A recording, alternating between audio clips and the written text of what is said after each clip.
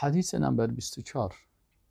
قال رسول الله صلى الله عليه وسلم: إن الله قال: إذا ابتليت عبدي بحبيبتيه فصبر عوضته منهما الجنة يريد عينيه.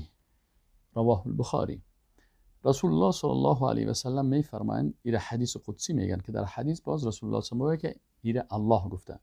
رسول الله صلی الله علیه و سلم میگن که ان الله قال، یقینا که الله متعال فرمود: اذ ابتلیت عبدی بحبیبتیه، وقت ما امتحان کردم یک بنده خدا به دو محبوبش، یعنی دو چشمش از پیشش گرفتم، فصبر، ای بازمی حالت صبر کرد، عوضته منهما الجنه، ما عوض میکنم به عوض زمی دو حبیب ازی که یعنی دو چشمش هست که نابینا هست، برش جنت میتونم، در صورتی که در اینمی حالت خود ای صبر بکنه.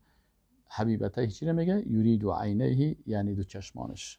یعنی انسان مسلمان وقتی به یک مصیبت مبتلا میشه و خصوصا چشماش گرفته میشه، پس این برای نابینایا یک بشارت بسیار خوبی هست که وقتی اونا صبر میکنن در نداشتن چشم، الله متعال برشان جنت نصیب میکنه. و السلام علیکم و رحمت الله.